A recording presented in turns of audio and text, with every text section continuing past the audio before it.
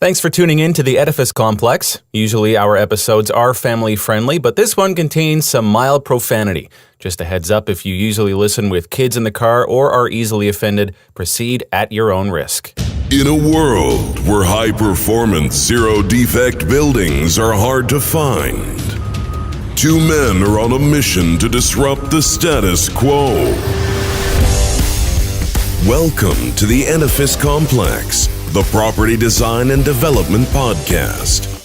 Let your hosts Adam Muggleton and Robert Bean keep you up with who is innovating and doing great work, perspective on the adjacent possible, and challenges to the status quo. Welcome to the Edifice Complex. I'm Robert Bean, your co-host and unofficial mediator, here with my colleague, official agitator, friend, and Yoda of most everything to do with buildings, Mr. Adam Muggleton. Say hello, Yoda. Hello, Yoda. I always love that. For today's episode, we're launching into what will be a very interesting discussion on agriculture, the food chain, and its impact on climate change and sustainability. Joining us today are special guest Natasha Arsenyevich and past guest Andrew Bowerbank. Andrew is an internationally recognized leader in the principles of sustainability, clean technologies, and high-performance building construction, and is the global director of sustainable building services at Ellis Don, and recently, congratulations, Andrew, received the 2017 Ontario Premier's Award. So welcome back to the show, Andrew. Thank you very much. Good to be here. Joining us is Natasha Arsenijevich, and Natasha is the program coordinator of Sustainable Building Services, also with Ellis Don. Her bachelor and master degrees are in environmental studies, and one of her major papers looked at the relationship between industrial food production and women's rights in the United States of America. So welcome to the show, Natasha. Thank you. I'm very happy to be here. And I must say, Robert, you pronounced my name very well. So thank you. You. Andrew, your story is already on record, and we encourage our listeners to go back and listen to broadcast number 4 to get an insight to Andrew's ethos and his whole persona and his whole views on green and sustainability.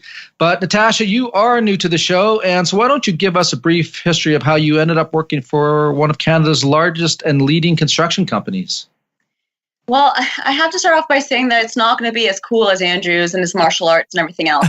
But I started off actually doing professional writing at York University. And one day we had a class talking about conspiracy theories. And someone put up their hand, a young gentleman, and suggested that climate change was a conspiracy theory. I don't know what set off in me, but I got very upset about that. And I found myself the next day going to the administrative office, and I switched over to environmental studies for my major. Going forward, I just deep dived into learning about climate change, and I recognized that agriculture was an incredibly huge part of it, actually the largest part, and started just beginning my career in food system and trying to educate people on that. And I ended up doing an interview with Ellis Don just randomly, and to my surprise was given the position, even though I don't know anything about construction or building sciences. Well, you do now. I do now. But I think I was well versed enough in sustainability across the board that Andrew had faith in me. So that's where I am today, and I'm loving it. Awesome. That's good. Well, what I like about your story is that you're bringing in adjacent thinking, because one of the things the construction industry really suffers from is getting stuck in its own silo. So having some adjacent thinking, I think, is a key performance indicator going forward. So I'm looking forward to hearing what you've got to say here. So, Andrew, before we get into Natasha's subject matter, can you give us a quick update on what's going on at the Ellis Don Carbon Impact Initiative, please? Yeah, sure. So again, everybody can go back and listen to the original podcast for the details of the program itself. But really at the essence of it, when we launched it, I was really concerned that there was a lot of talk over media and even in social network groups that we had to have some kind of a strategy to respond to the UN's call to reduce emissions by 80% by 2050 from 1995 levels.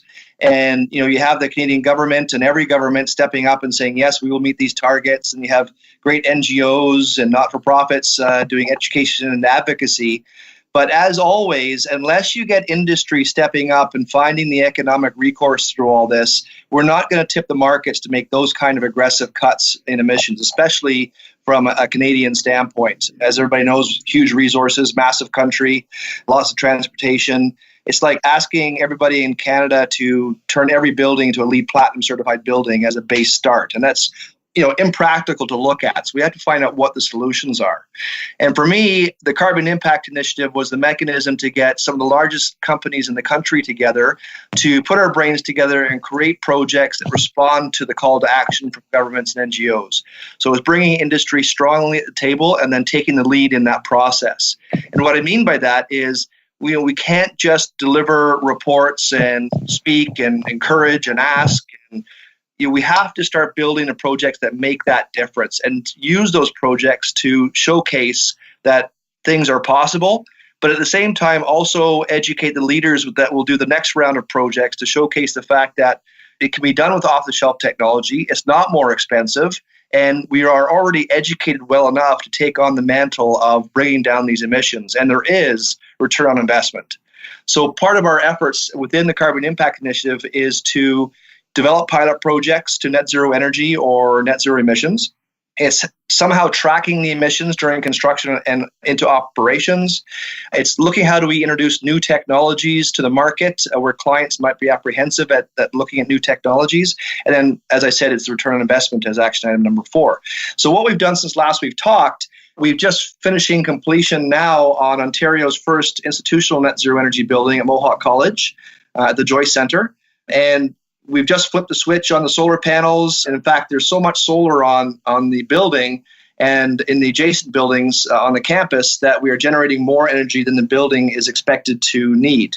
So it's actually going to be, it's actually a good economic revenue story for the college itself. Not only are they saving the utility bill, but they might be generating more energy that they can either sell back or use for other purposes. One of the things we did is, because it was the first net zero energy building, not only in Ontario of this size, but it's the first one for Ellis Don as a company and everybody involved. So I thought it was really important to create a lessons learned report, and I'll talk a bit more about that later, and that's just been published.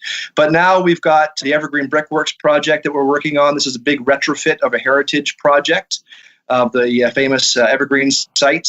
This is where they originally made all the bricks for the city of Toronto way back in the 1800s, I believe. And so this retrofit will be going towards carbon neutral, and we're just finishing up. We're in the middle of second phase of construction now on that. And one of Natasha's main projects here is actually working with an Excel spreadsheet, tracking all the emissions from trucks coming and going and energy and materials. A bit daunting, isn't it, Natasha? It is the most fun I've ever had. Can you tell the sarcasm now? So, I think we have to realize that we're asking for things like net zero emissions buildings and carbon neutral, but there's so much paperwork involved in that, and the tasks are so mundane. Yeah. It's really going to be a bit of a barrier, I think. And so one of the things that we're doing is developing a tool. It's an app-based tool to track the emissions and make it more effective and efficient for us to do that. And we've got a large grant from the federal government and Ontario Centres for Excellence to engage University of Toronto to actually help us figure out the research and development. What types of things do we need to start tracking, and how are we going to do that?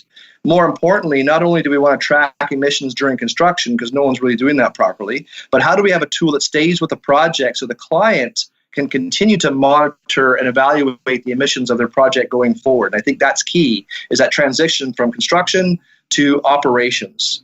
One of the things that I'm very strongly pushing for is changing procurement models so that we can get companies that are there from the beginning, especially from design to construction, who have FM teams that can also be engaged for full life cycle services, because these buildings are going to be very sophisticated, difficult to maintain, and if our job is net zero anything, we've got to operate these things appropriately. You can't just turn it over to a regular building management services company. Agreed. And so that's going very well at Brickworks. Still quite a ways to go, but the leadership at Brickworks has been fantastic, as it was at Mohawk as well. And we'll talk about this a little bit later, which is our hidden secret, is a brand new project that will be a first for Canada that unites agriculture, building science, and technology all together. But I'll leave that there for now, and we'll come back to that exciting news. That's awesome. I just got a couple of quick questions on that then. So on the buildings you've done so far at Mohawk and the one that's ongoing at Brickworks, are they going to have any green building certification, or are we just going straight for a net zero evidence-based? Straight for net zero and emissions. Right. At this point, everybody involved knows how to build these types of buildings. Right. Certification isn't that much required. Although the Mohawk College is a part of the Canada Green Building Council Zero Emissions Framework program. Right. So it was the first pilot project in our carbon impact initiative from a practical build standpoint. That's what we're trying to get out of it. And the Canada Green Building Council wants to use it as a mechanism to educate the marketplace. So it's a pretty good collaboration, as I mentioned earlier, from industry, academic, and NGO in this case. But there's no real certification like LEED or something like that. Okay, I'm interested in that because whenever you say, it's net zero, so there's a sort of burden of evidence required for that. So is there an ongoing sort of evidence-based, data gathering-based project going on now? The building's in operation? Yeah, it's called your utility bill. If you're generating as much energy on site as you use, you're going to know pretty quick if you're actually doing that. Right. That's cool. I like that. I'm trying to coin a phrase with my Z-list status as a industry pundit, I'm trying to coin a phrase for evidence-based design and evidence-based building operation. So, there's a lot of puffery out there at the moment, and that puffery could easily just be blown away with some great projects with some evidence and some data behind them. That's the next step, and I think you're on the path to that, right? Yeah, I mean, that's really one of our goals, not only with our tool that we're developing, and again, I think listeners have to, and maybe they do know this already, but they've got to remember that, there's a lot of buzzwords out there right now, right? Everything from net zero, whatever that might be. But in our case, we're talking about net zero energy and we're talking about net zero emissions. Those are two completely different things. Yes. They can work well together, but a net zero emissions building is not necessarily a net zero energy building. Correct. And you can have a net zero emissions and offset that through many other mechanisms. Net zero energy is really looking at your bottom line with your utility bill. Right. So I think you have to be very careful that the listeners continue to understand that, what is your target and what is your goal with your project. Yeah, interesting. I have a question for the three of you, and that is that lately Adam and I have been talking with a number of people from the Royal Institute of Chartered Surveyors. And I got to be thinking there's a role for them to play in this. And I don't know, Andrew and Natasha, if you're familiar with what chartered surveyors do. I'll let you answer that question. Well, I mean, I haven't, for me, maybe Adam might be even better at answering this than I am, because I don't know. Adam, what do you think? Well, I'm actually a registered chartered surveyor, believe it or not. I was supposed to be coming to Canada to have a career as a big property developer. It just didn't pan out that way. So, why I say that, Adam, is there's an organization with 125,000 qualified members. Their whole existence is about quantity surveys. What goes in, how much, like the budgeting. It seems to me the extension of energy should be something they should be looking at, or at least working with the construction industry on these types of programs. It seems like they'd be a very useful resource. I'm chipping away at this a little bit with them, and the next president of the RICS is going to be from the facilities management faculty. So I believe there's a role. So a chartered surveyor is like a property development economist who understands technical drawings, who is also a contract administrator, all these roles into one, right? They could also be extended to be people who provide and verify evidence of building performance, and also evidence of building performance on handover, right? They could become a certifying body. They're already doing that in terms of completion and PFI loans. So I think there's a role to play there, and I think they want to play it. The problem in North America is a bit of a bubble, and RICS are only just starting to come to prominence here, whereas in other parts of the world, they have a lot of prominence. So I think over time that might evolve. But it's an interesting thing, because when you bring evidence-based requirements into contracts, things start getting a bit serious, right? Right. And there's not a lot of that going on at the moment. There's a lot of, some jobs I've worked on in North America, the contractor goes, I'm done. And everyone goes, okay. And everyone walks away, and it's not done. And it's crazy. Now, I'm not saying Ellis Don's in that camp, because they're one of the better ones. And clearly with what they're doing here at the bleeding edge of net zero, there's a lot to be applauded there. So But, Ellis Don's a market leader, right? Yeah. I mean, Natasha, you mentioned you having to build an Excel spreadsheet to track all of this stuff. And I got to be thinking that, organizations like RICS, if they could have a database, because they're global, Yes. And if there's a way for such a large organization to start tracking emissions of construction projects, that would be a useful tool for you and your endeavors at Ellis Don. I think there's a play there somewhere, Adam. I know the president of RICS at the moment is a Canadian guy based in Toronto. Maybe I might put him in touch with you guys after this podcast, and because they have a budget for these sort of things. They pay for research. So I'll reach out to John and put him in touch with Natasha, see if there's any, and Andrew, see if there's some way they can help each other. Yeah, I think that would be great. I think that another thing we have to figure out is how they would interact with some of the current government bodies that are also trying to do the same thing. Yeah. So there's NRC, National Research Council, that has reached out to us to see how their efforts towards building a national database of EPDs, environmental product declarations, can work with our tool. Right. So I think a lot of people are doing or trying to pick at pieces of this, but what's missing is a unified voice and bringing together efforts, or else we're all just kind of doubling efforts and reinventing the wheel, which we want to avoid, I think. Yeah, I agree. There's a lot of players, and it somehow needs to be rationalized and brought together, I think, right? Yeah.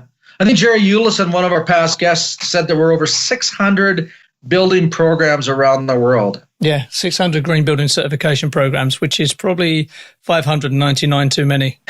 I think knowing Jerry, he's not a fan of rating tools in general, right? No, his latest book is about as far as you can get from that. More power to him. Yeah. So, but to Natasha's point, that there can't be so many voices in the wilderness. We have to get that consolidated down one somewhere or another. Yeah, we do. Now, what I want to talk about, if we can, is move on to Natasha's subject area, where we're talking about how agriculture, the food chain, the industrial food chain impacts sustainability, because buildings are a big impact on the environment, but they're not the only impact, right? And how we feed ourselves is probably even a bigger impact. Would you agree with that, Natasha? Yeah, I think what's particularly scary about this topic is that there's a general lack of knowledge about our food system. So whether it's understanding where bacon comes from, 22% of British adults, there was a survey, did not know that bacon came from pigs, for example. Oh, no. 22%. That's a quarter. Of the adult population. That's from Adam. That's from Adam's homeland. Is that? Yeah. Adam's homeland. Those are my people. You're welcome. I'm gonna ask Natasha to explain this too, because the one that really got me that she told me about was the dairy cow situation and milk, and people felt that milk just automatically came from these cows on 24/7 basis. Yeah. So I one of the biggest myths, which I find just disturbing, is that many people really think that dairy cows, because we've labeled them as dairy cows, that somehow they are a special breed that scientists created that automatically have milk all the time, and that you have to milk them for their health or else their udders are going to explode or something. I've actually heard this from people. So they fail to realize that a cow is just a cow. It doesn't matter if we call it a beef cow or a dairy cow, and a female cow has to be impregnated in order to lactate like any other mammal. And that simple fact has also been missed in our food knowledge. So when we're talking about climate change, we need to talk about the biggest piece of the puzzle, which is agriculture. It's like the earth is a sinking ship, and there are 12 holes, and agriculture is the biggest hole, but we're choosing to fill the little ones first. And they don't understand that thought process. Is it? I think that, we need to start looking at what's sinking us, and also bring in, to Andrew's point, some other sectors so that we do have that cross-collaboration mindset and that others are on board, or else if we continue working in silos, I don't think we're going to get our feet off the ground with this one. I think there's two problems here, right? One is it's such a big problem that it's almost like population control, right? It's a big, nasty problem no one wants to talk about. And the other thing is it's sort of hiding in plain sight. People just don't know about it, in my opinion. Would you agree with that? I completely agree. I think that it's not that people don't want to make a change. They just don't know that there's a problem in the first place.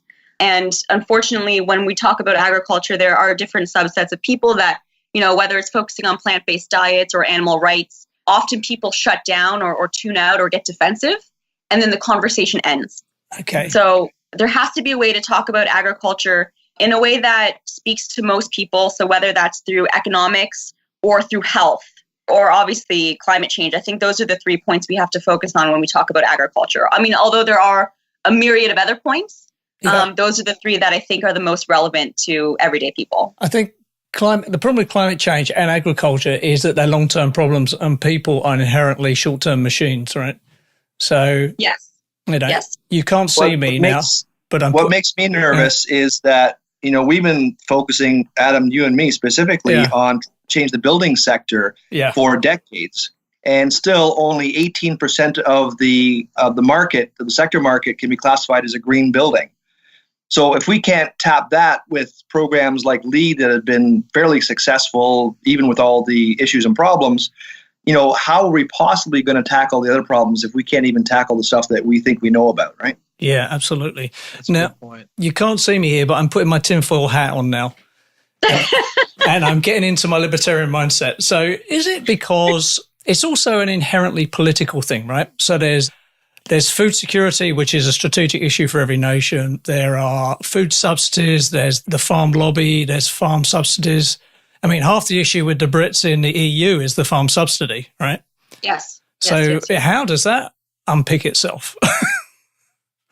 Obviously, you've got the answers, Natasha. Just give them to me. No, but I actually want Natasha to talk about something specifically that she's championing, that we're both kind of involved in, which is Nations Rising. Can you do that? Yeah, go. That would be good. So subsidies is a great point. I just actually posted an article on LinkedIn a few moments ago about the University of Guelph releasing a paper a couple years ago that highlighted the relationship between the Federal Conservative Party and their very liberal farm subsidies, because a lot of their constituents are conservatives.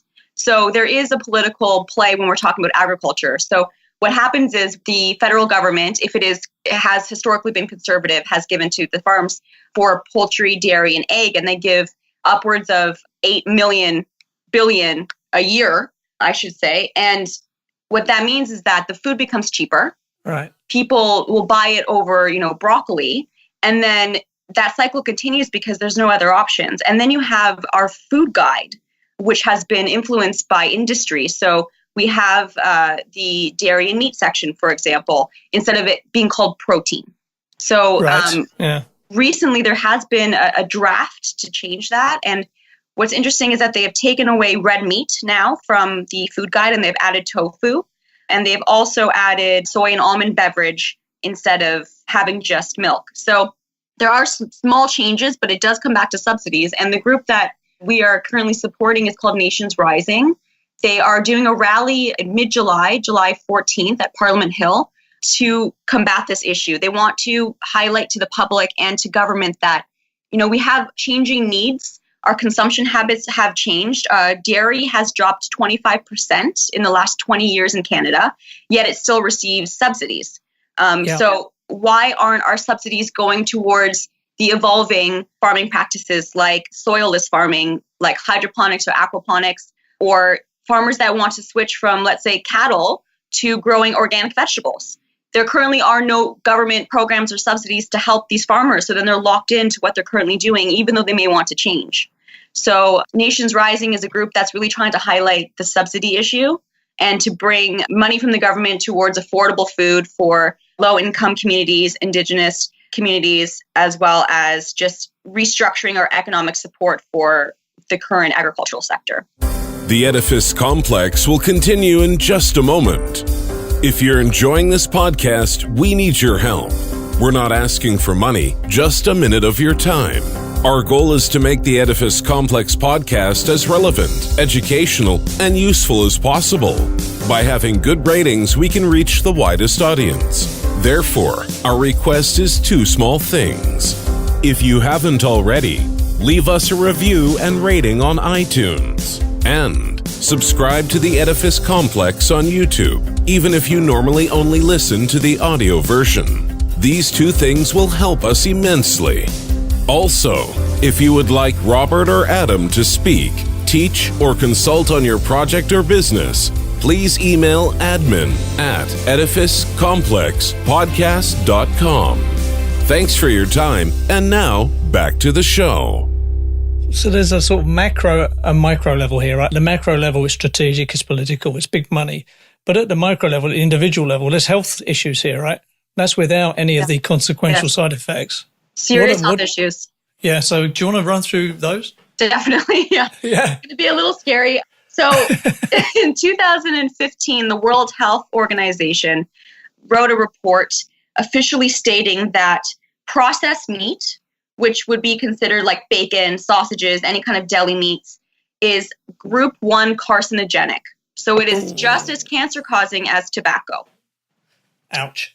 Yes. And red meat, like pork or beef or lamb, which we should really call it as pig and cow. We have this cognitive dissonance by disconnecting what our food items are. Children don't even know that chicken is chicken. They think chicken is some foreign thing, but then when they find out it's actually a living bird, oftentimes they don't want to eat it until their parents tell them they need to be healthy.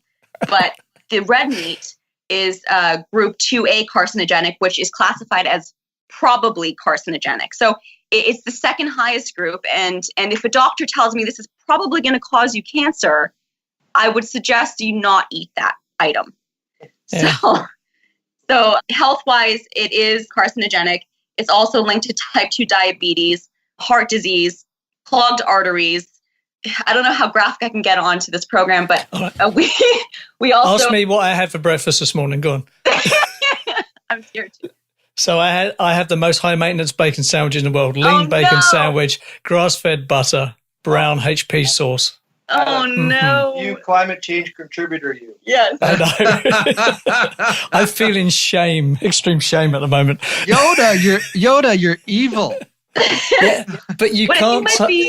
What might be of interest to you guys in particular, which we actually watched a film recently called The Game Changers, and it speaks to extreme athletes, Olympic athletes, and how they switch to a plant-based diet and how their performance eating traditional diets. Yeah. And one of the things that this movie talked about was a study done with men and eating plant-based and erections. And what they found was that go ahead. You got my attention. Men who eat plant-based actually have better, longer erections, and men who eat meat have less frequent, so on and so forth. Well, that's erections. We have now game over. We have now crossed over. We have officially crossed over. What I love about this movie, guys, is it's produced. It was produced by James Cameron. That's what I love about that movie. Oh, awesome! It's one of my favorite like Canadians. James Cameron, who's the head of Avatar, producing a movie like this. It really is based in science. Yeah, you know that at least the message is close to going mainstream. So that's exciting for me. Yeah, right? Absolutely. So getting into the actual climate change impacts, I think this is where people don't understand. So according to the World Bank, 51% of all greenhouse gas emissions on a global scale is the result of animal agriculture. Sorry, say that number again? 51%. So 5-1. Yes, 5-1. We're not just talking about belching cows here. We're talking about the whole process, the system, everything involved in processing the meat, as well as the animal, and even the amount of water and land used to feed the animals that we eat. So, I'll get into, I'm going to give you a couple facts here. We can end on a happy note, don't worry, but just to give you a little bit of an Armageddon. Yeah. Check-in. Wow. This talk has gone from erections to Armageddon to... We need Bruce Willis to fix this. Come on. Go on. To Andrew's point, it's not just about the methane produced from cows, which is a lot. One cow produces 250 to 500 liters of methane a day. That translates to 150 billion gallons of methane a day globally. But the problem is that methane is 28 times the global warming potential of carbon dioxide. So it is substantially worse than CO2. Wow. Beyond that, if we're looking at our use of resources, 40% of all of the grain produced in the world goes to feeding cattle. Wow.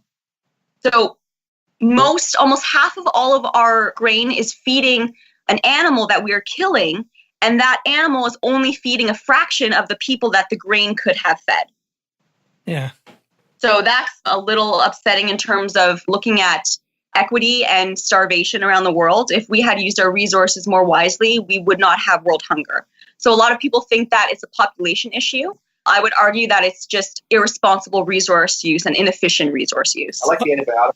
Yeah, the antibiotic one's kind of scary. So 80% of all antibiotics sold in the United States goes to livestock. So when you are eating meat from the States, or if it's imported to Canada here, then that means that you are ingesting those antibiotics because they do not filter through our system. So we essentially collect these antibiotics in our body, which leads to a host of health impacts, including hormone imbalance. And immunity to disease, right? Immunity to antibiotics. Antibiotic resistance, exactly. Yeah. Which has led to superbugs and everything else. So I think it's amazing how doctors are trying to say, let's cut back on using antibiotics on people that are sick. But that's just, that's the iceberg thing, right? That's just scraping a bit of ice off the top. But if you're constantly consuming the meat that is laden by antibiotics, it just doesn't make sense. I think we're totally out of whack in our communication structure and our belief system and what's going on. Yeah, my old project management professor at university would call this a massive misallocation of resources. Yes. Yes, exactly. And I think by 2050, we're going to have a population of nearly 10 billion. Yep. And according to the UN, we will need agricultural land mass the size of Brazil to feed that population. So that land mass does not exist now, which means that we need to produce food in an ever-growing urbanized population. Right now, 26% of Earth's ice-free land is used for grazing. So a quarter of our land is used for cattle, which again is slaughtered, which is only feeding a small percentage of the world. And a really sad one is Amazon. So a lot of people hear about palm oil affecting the Amazon rainforest, but really 91% of all Amazon rainforest destruction is the result of animal agriculture because it is cleared to create soy and corn and wheat that is fed to cattle. Yeah. Indonesia and Brazil are being decimated right at the moment for all sorts of bad reasons. Yeah. Yeah, exactly. And we've desertified a lot of our land as well. So a lot of the topsoil's gone, which means that we're pumping more pesticides into the land to try to get something out of the infertile land. And so it's just a cycle that's constantly going on until we make some systematic changes. Well, it just occurred to me that this becomes a corporate battle. When you start talking about crops and fertilizer and hormones, companies like Monsanto, for example, right? They obviously have a huge vested interest in this, as do the pharmaceutical companies. So the battle is, I think, Andrew, you talked about the iceberg. I mean, the battle, we're very much talking about the tip of the iceberg. The big battle is underneath the water at the corporate levels, isn't it? Exactly. And this goes back to, again, where certain efforts are put. So if our government continues to subsidize an industry that is slowly not only poisoning us, but our planet, then it's harder for businesses that are holistic in nature, that are focused on sustainable or organic farming or plant-based alternatives like the Beyond Meat burger, for example. If those industries do not get the support, it's a losing battle. It's like David and Goliath. How can you win against these massive corporations that have billions of dollars and, a building full of lawyers? It's nearly impossible unless the public starts to change their consumption habits. I think my opinion on everything is the only real power left in the world. We live in a world where basically if you've got a mobile phone, you can be droned, right? So the only real power in the world is aggregate demand. If everybody stopped doing something, that is the only way things can change. It's almost a form of passive resistance, right? Exactly. So and that's what a plant-based diet is to me. Yeah. It's my own rebellion against the system because I rather pay $1 more for something that is organic or, a couple dollars more for a fake burger than a real one, because that means that that's being tracked. And they're looking at people that are consuming these items and recognizing that there is a rise and an interest in alternative foodstuffs. So just to be devil's advocate there, I'm feeling a bit triggered if I was from an underdeveloped country where I didn't have, I was living on $5 a day or something. Yes. So, how do you deal with that? That's also a misconception. A lot of people think that if you are plant-based, that you are spending more money on grocery bills. Right. But if you look at your grocery bill and you go to the cash what is the most expensive items? It's the steak, it's the carton of milk, it's the eggs, it's the cheese. Yeah. The least expensive item is the bag of apples and the peanut butter. Right. So I think a lot of it has been purposefully set that way so that not only is it large corporations, but those that have vested interest in these corporations, they have misinformation like everything else, where they try to confuse public, and then the public doesn't really know what is right, what's wrong. I mean, look at the debate on eggs for, I think, decades. The cholesterol, is it good for you? Is it bad for you? It's nonstop, the fad diets. So I think it's just that's a result of our modifications to everything, right? Those Atkins diets, Yeah, the keto and everything. So I was thinking about, knowing this, we were doing this podcast today, I was thinking about possible solutions here, right? One of the things I've found out recently, and I'm an English guy who's never touched a gun in his life, and I don't hunt, I'm a city boy. But the greatest impact on animal conservation and the biggest contributor to animal conservation on every level, including money, are hunters. Unless you create value in animals being hunted, they go to extinction. It's the only way you bring them back, right? So how do you create value? So is that a solution to this problem? Do you make it more valuable, either from a health point of view, it is, but people don't know it, but you have to create it. It has to be more valuable to eat less meat than not, right?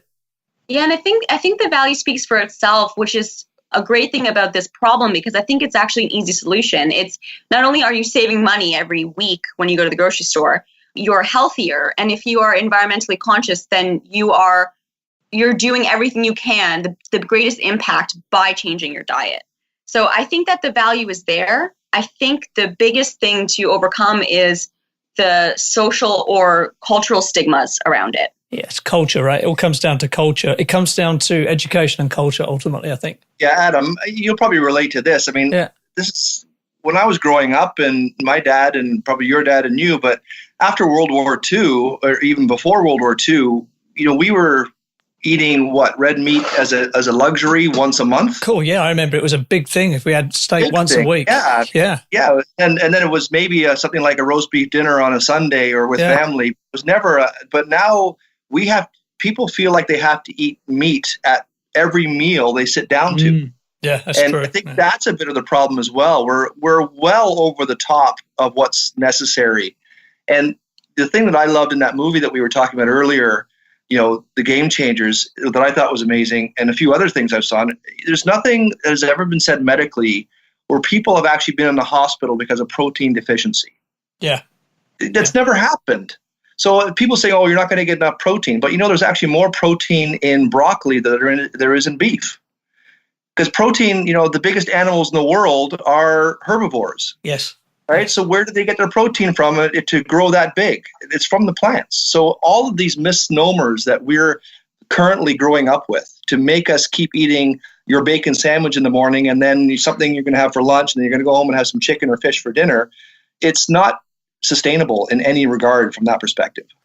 I agree. There's an inflection point coming, and you can be on the wrong side of that, right? If you don't do it. Yeah. If you're not being woke, to use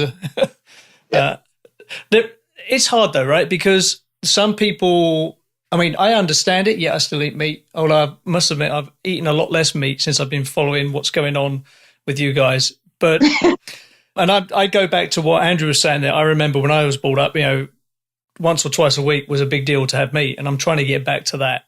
But you don't want to look like, you talk to your friends about it, and you don't want to sound like you're being a bit of an asshole and trying to convert them, So, yeah, but weren't we like that when we were trying to convert people to green buildings? Yeah. It's just the same story again, and we're just trying to find a different sector, right? Everything has its impact. I remember when I first started getting involved in green buildings, they're going, oh, come on, you're painting your building green, you're going grass in your and nobody cared. And it took 20 years of pushing to start having people realize that it's a better product. Yeah. And as a green building, electric vehicles, I was involved in that development in Ontario for infrastructure. It's a better technology to IC engines. Yeah. Right? It's 0 to 60, it goes way faster. You don't get a ticket going 0 to 60, so hit that pedal. You get a ticket when you start hitting the horsepower and going faster for longer durations. So it's always that better. And right now, a plant-based diet is a better health. It's better for the environment. Since I've been vegan, I just got back from the doctors and I looked at my blood work. Right. He said, mind you, I still work out every single morning. And, as you know, I used to be a coach for the Pan Am Games. So professional athletics is in my life. But my hemoglobin is so good at 51 years old. I have the hemoglobin of someone who's an elite athlete or someone who's used to climbing high altitudes like mountain climbing.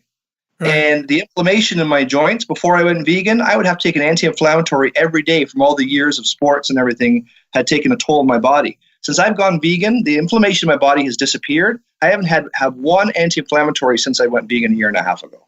Oh, that's interesting. So this is all real data from practical experience from a health standpoint. So it's not that we're going to get pushback. And, everything gets a stigma to it. So if we say things like lead, well, people start pushing back after a while because they've heard it too much. Yeah. If you keep saying vegan, you're going to start getting the same kind of pushback. For me, it's better to say plant-based diet. Yeah. I mean, it's a diet that is void of meat and it's for a purpose. It's a healthy purpose. It's way better for you. And I think that's what stimulates the conversation a little bit better. Agreed.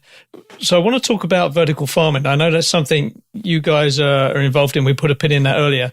So I've been a big fan of this. I tried to invest in it a little while ago, and there's not many investment opportunities for it. But what I like about it is it brings together sustainability, adaptive reuse of old buildings, husbandry, and good custodians of energy and water. So can you speak about that? Yeah, sure. And in fact, this is why I brought Natasha on my team. Right. Because I guess maybe even Adam, you remember before I was on at Ellis Don, when I'm doing my keynote presentations, I was talking about the idea of vertical farming as the next leading wave of technology and opportunity.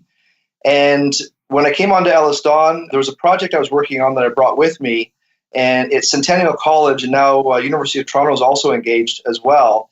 We are on track, fully approved by the college, and companies are coming on board now to develop Canada's first large-scale commercial aquaponic hydroponic vertical farm. Now, this is a 200,000 square foot facility. It's multi-stories, but it's not just about growing plants. This is about changing mindsets. It's about innovation. Yeah. It's about agritecture and agricultural technologies. How do we provide the innovative resources to grow businesses that want to get into urban farming as a proper large business practice? So it really becomes an innovation center, but the building itself, this is where Adam, it crosses what Natasha is good at and what you and I are good at, because the building, yes, it's going to be teaching about indoor farming and vertical farming and the technologies incorporating that, but it's also going to be a net zero energy, water, and waste building. So it's that combined cross-sector leadership that is going to be so powerful for us when we do this. I said it was green lit. We've got the initial plans in the works right now. We're going to do a formal workshop towards the end of the summer. We're engaging leaders from across the sectors to come and join us in this. And I think, this has been very exciting for Natasha because she's on the committee with me at Centennial College. Maybe Natasha, talk a little bit about your perspective on it. Yeah, I mean, when I first came on board to Ellis Don, I, of course, was excited to be a part of an amazing opportunity, but I really had my passion and my roots in food system. So when I found out about this project, I thought this was brilliant because at least it marries my passion with my current position.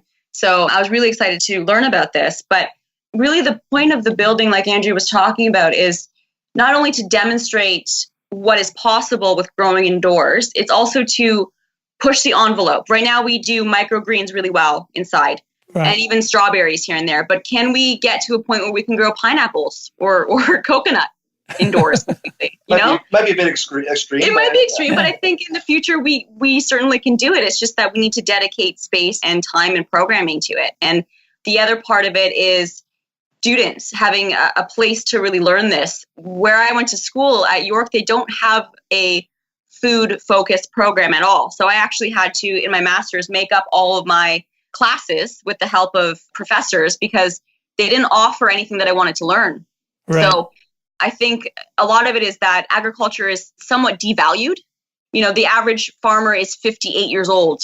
So we need to have a new generation that's going to be pioneering this, right? Or else we're gonna lose it. And with the globalization that we do have, there's a lot of insecurity there. When we're looking at vulnerability, food security, once climate change really makes its impact, and we are getting all of our food elsewhere, well, those places might be disrupted by floods or fires or drought.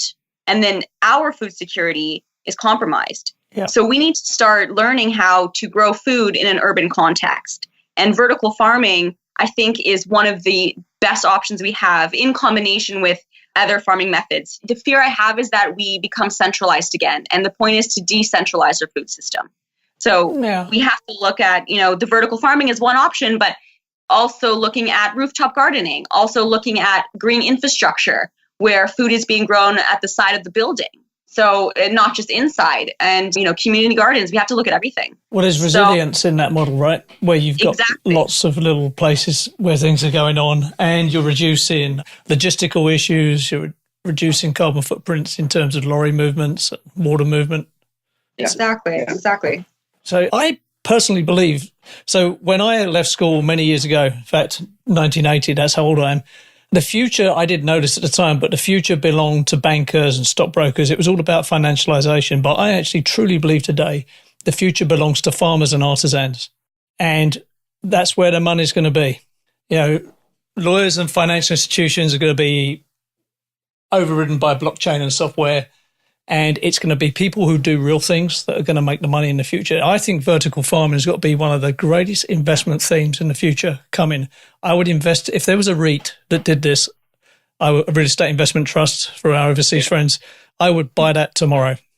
I would back the trend up. I think it's also out of necessity too, Adam, right? It's not something that's a movement within a market because it's the fad of the day. Yeah. It's a necessity thing that's going to happen whether we like it or not, right? I agree, yeah. It's coming. I mean, for our listeners, I mean, one of the buildings that you could look at online is One Central Park in Sydney, Australia. And I was just down there at Christmas time. Now, that's not necessarily a garden vertical building, but the entire building is on the outside now. I mean, when it was first built, the plants hadn't grown yet. But today, when you go down there, the entire outside of that building is all green. Like, it's just all plant-based. Mm-hmm. So, so for the listeners, if you want an idea of what we're talking about here in terms of vertical green, whether it's agricultural based or just even green in terms of plants that you would see in a forest or somewhere, that's a great example. It's a tall, high-rise building, and the entire structure on the outside is just all plant-based. See, when I look at Detroit, one of the things that sort of disturbs me about the whole Detroit situation, which is sort of a half-abandoned city in a way. There are all these structures there. They could be stripped back to the concrete and turned into vertical farms. The roads are there, the infrastructure's there, the utilities are there, right? They could be reused. It would regenerate the city. Yeah, and you know what? Close to Toronto here, as we're developing this project with Centennial College and U of T, one of the things that have been identified is the area just north of Toronto or northeast of Toronto called Scarborough. Yeah. There's a lot of vacant industrial buildings there that they just cannot lease out anymore. Businesses aren't wanting to position themselves there. Well, what if those buildings can be repurposed and used for indoor agricultural practices? And if our project can help educate the businesses that can turn those buildings, then again, it becomes a real estate play as much as it is an agriculture or energy efficiency play, right? I like the idea of that. And also, that's the way it will get scale. If a real estate investment trust sees that opportunity and goes that route and it's successful, that will just open the floodgates. Mm-hmm, mm-hmm. Yeah, in fact, one of our partners in the Carbon Impact Initiative, Avis and Young, when we started doing this project, I reached out to my friend there, Rodney, and told him about this. And same thing, he was getting very excited about that. So you can definitely see how multiple markets will start seeing benefits. And that's what we want to do with this workshop we're hosting by the end of the summer, is making sure that we invite everybody from building experts, architects, to energy leaders, to finance people, to real estate, to agricultural experts. If everybody's in the room, and hopefully they're not all yes men and women, and they actually start giving us real things to think about as we develop this project, I think we're going to have a real game changer in our hand. And what I love about this also is people might be thinking, oh my goodness, this is such a new idea. It's really not that bleeding edge. Bleeding edge is dangerous for the market, at least for companies that want to grow. But leading edge is where you want to be. You're right there at the cusp. And we're developing this with some leadership around the world already. So this group out of Sweden called Plantagon are developing this large facility called the World Food Center. And it's a multi-story building, ultra green, where the north side of the building is leased out to businesses and industry. The south side grows plants that are harvested by robotics and AI. The plants give off oxygen and people give off CO2. It's a perfectly healthy indoor environment that you can lease now at premium cost. So, and then in the US, in Seattle, there's a group called Plenty. Right. They just received $200 million to develop their indoor farm project, vertical farm project, and they just scooped the head of battery technology for Tesla as their chief operating officer. So this stuff is moving really, really quickly. And so I just want to make sure we have Canada's first, or at least one of the first in this area, not to compete, but to showcase and to make sure that our indoor farming experts, whether it's greenhouses or others, have a central place to go to collaborate, to look at new technologies, to test things. There's going to be a conference center in our building where people can come together and talk. So it's getting very exciting for us. I mean, Andrew, it seems to me like, going back to net zero energy and net zero emissions, vertical farming tied into normal utilities is not green. Right. I mean, the power consumption, the water use, all of that has to be considered. So I got to be thinking when you're leading these discussions that you have to lead with that net zero energy concept, because we're talking about HVAC systems and lighting systems that are high intensity use in agriculture if it's going to be growing indoors, right? Yeah, and now now's the tipping point. Now's the time, because we have the ability and the push for net zero energy. When it comes to lighting, we've now got really good LED lighting systems, and Philips actually is pushing the market to support vertical farming. So you look at all the technologies that's out there, we can actually do this where 10 years ago vertical farming did not make sense. The energy requirement was not there, but now we can do it. So now we've got to push it, and it's just, again, creating that better system, the better technology. Yeah, that's interesting. I really like this theme. I'd love to get more information, get you back on the show next year, maybe see how that's going, because anything we can do to help that message out, particularly the vertical farming message, would be awesome. So I think that's got real legs. I would invest in that all day, every day. I'm going to be calling you soon there, Mr. Muggleton. I think there's something to think about without harping on it too long is we can solve the production problem, right? Through vertical farming or soilless farming. We're losing our land, so we can take that indoors and go vertically. That makes sense. Yeah. But unless we change our consumption habits and what we choose to eat, then we're only solving the smallest part of the bigger problem. So going back to the issue is that the amount of resources and the amount of emissions caused by producing animals and animal byproducts for consumption is where the real problem lies. So we have to not only reduce our reliance on these foodstuffs, which have just started really the last 50 years since World War II. I mean, before that, like Andrew mentioned, it was a rarity to eat as much as we did. And coming from a very European background, as you can tell by my last name, I'm not shy. My family is not shy to eating dairy and meat. Yeah. But they also never ate this level of consumption that we do now. So it's a matter of tapering it, but also knowing that if there are other alternatives that are healthy or even just more efficient, like in vitro meat, where they take a couple cells of a cow and then they generate that into a piece of steak. So it's not that you have to stop eating it. It's just that if you are going to eat it, try to find a method that is the most efficient use of resources and one that's also the healthiest as possible. Well, I think we should make that your say the final say there, because we've got to wrap up. We're coming to the end of our time, but this has been fascinating for me. Some of the numbers you told us about there, Natasha, were mind-blowing. That 80% of all antibiotics sold in the US goes into livestock. That is horrific. Yes. Yes. That made me shudder when you said that. Oh, I have more for you. Don't worry. I'll send you an email. Send me a scary email.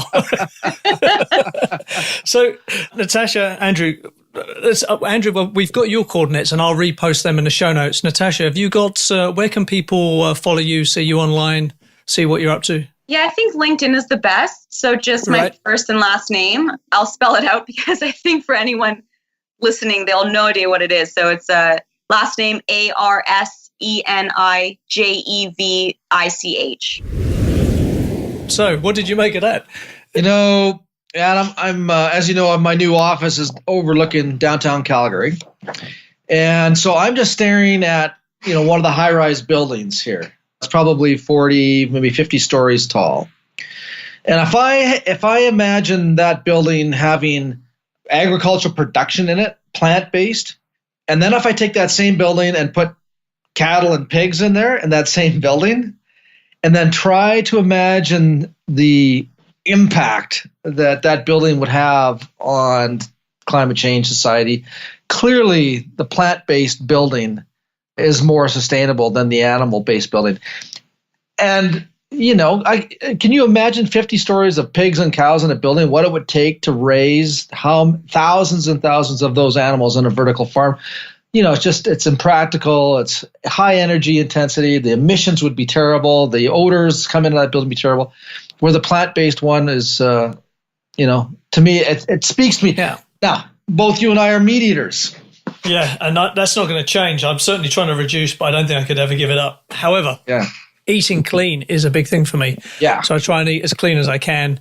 I try and eat organically. And if I was a hunter, I would hunt and do the Joe Rogan thing, kill an elk every year and then chop that bugger up and eat it. But, you know, that's not the way we're geared up. But the hydroponic vertical farm is interesting because the other benefit we didn't touch on, I've just realized, is there's no soil involved, right? So you're not putting nitrate in the soil, which is leaching into the water table and poisoning us, right? So there's so many upsides to that. You know, reusing the whole Detroit thing fascinates me because it's, you know, it's Detroit in the 1950s and 60s was what San Francisco is today. It was a ridiculous place full of ballers and high earners. Everything was expensive. Everyone thought it was going to last forever, right? Fast forward to now, and it's just a wasteland. That's the future of San Francisco, by the way. So, you know, what do you do with that? If I'm king of America for a day, which I'm not because I'm mentally unstable, but if I was king for a day, you've got to, why are you not giving tax breaks to, like, you know, you're spending money on God knows what. Why don't you take some of that money and say, right, these 4 buildings, we will give you, if you strip it, turn it into a vertical farm, no taxes for 10, 20 years. Right? When Apple build a place in Ireland, they get that deal. No taxes for 20 years, just bring the jobs. Yeah. Why are they not doing that? Yeah. And there's probably 100 good reasons for that I'm unaware of in my ignorance, but you know. But you brought up a really good point earlier on, and of course Andrew and Natasha sort of echoed on that. That is that the voice of change belongs in the voice of the people. Yes. And because there's no way that the limited amount of voices that we have are going to change the economics. We're not going to change culture. We're not going to change all the voices in manufacturing and pharmaceuticals, blah, blah, blah. So if we want change, it has to come from the ground up. I firmly believe that. I think you believe that too. So how do we empower society? I mean, this podcast is about property development, and that's what really one of the things that we talked about today. I mean, that falls in that category. How do we empower society to get that voice out there to make a difference? It has to be. So I've come to realize culture is everything. It is the aggregation of all the nonsense, laws, religion, beliefs, non-beliefs of everything, right? So it's a culture-driven change, and really it's probably people younger than us, the generations behind us, that are going to lead that change. You know, we were fortunate. We grew up probably in the best time ever, a time of abundance. I have meat when I want. I have fish when I want, right? That wasn't available to my parents till they got very old, right? So I think it's going to be younger people who are going to lead that change based on knowledge and information, not based on what their mother and father think. That's going to be the difference maker. Yeah. So it becomes an educational thing. Hopefully it becomes trendy not to eat McDonald's. Who knows? I don't know. Because you're getting into poverty levels here and class issues, but it's not sustainable. There's a great saying, which I included in my blog this week, you know, our economic system is based on infinite growth, and we live on a finite planet. At some point, there's a point of no return, right? Now, I'm not a prepper or a doomsday guy, but I do worry about what happens to my children, my grandchildren in the future, because I don't think they're going to have the resources available to them that I had. Yeah. I mean, it's always fascinating to study demographics and culture. And you go back in our lifetime, we have people in our families that went through depressions, went through world wars.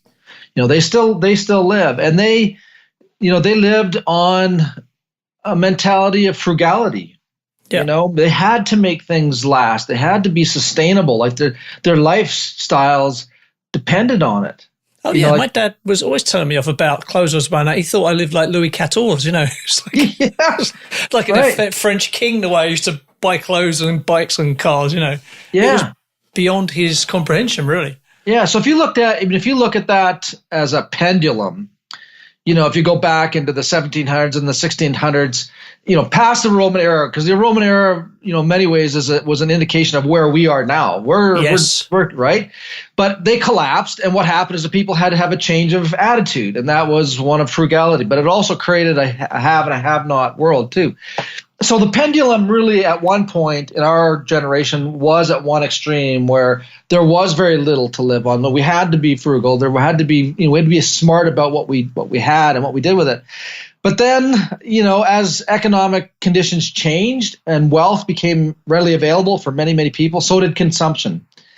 It wasn't enough to have one car. Now you had to have three cars. And if you had three cars, you needed a 3-car garage. And if you had a 3-car garage, you had to have and every room needed to have a TV. And, and it just went on and on and on. And so the pendulum has swung to one of just rape and pillage our environment and our resources. I think as baby boomers, this is where we apologize now for us. I'll tell you a quick story, right? I was at a party and a friend my age, his son came up. So a friend my age was trying to download a song on iTunes and his son came up to him who was about 20 and said, "For God's sake, Dad, why are you buying iTunes? Why don't you just have a subscription?" And my friend didn't miss a beat. He said, "Look, son, I'm from the 1980s. We're Thatcher's children. And this is the game. Whoever dies with the most toys wins." Right. And that is a generational mindset. It is a generational mindset. This is me, this is my stuff, and it's all my stuff, and I own it. Now, my kids don't think like that. They're happy to lease cars and rent music and rent videos. So we are moving into different times, but, it's a big subject, man, and it's a very emotional topic. And I'm only just becoming awake to the environmental consequences of industrial farming and that, and it doesn't make me want to be a vegan and go and shame people, but it does make me want to think about what I'm doing. Yeah, absolutely. Yeah. It was great having the two on together, both great voices of a very important topic. There's no doubt about it. We'll definitely have them on again. Yeah. It would be nice to hear the updates. And I also want to ask them next time, because next time we get them on, we'll ask about vertical farming with the new cannabis laws. I got to be thinking that, get cannabis production is going to really take off. That's a perfect crop for vertical farming. It is. If there ever wasn't, right? And they will be the market leaders and the innovators in that space. I will make that prediction right here. Yeah. Because they will have the money. Anyway, mate, that's it for now. So I'll see you on the next one. All right, Adam. Always a pleasure, man. Take care. Bye. You've been listening to the Edifice Complex podcast with Adam Muggleton and Robert Bean. To access show notes for this episode, visit edificecomplexpodcast.com. Also, if you would like Robert or Adam to speak, teach, or consult on your project or business, please email admin@edificecomplexpodcast.com. See you next time.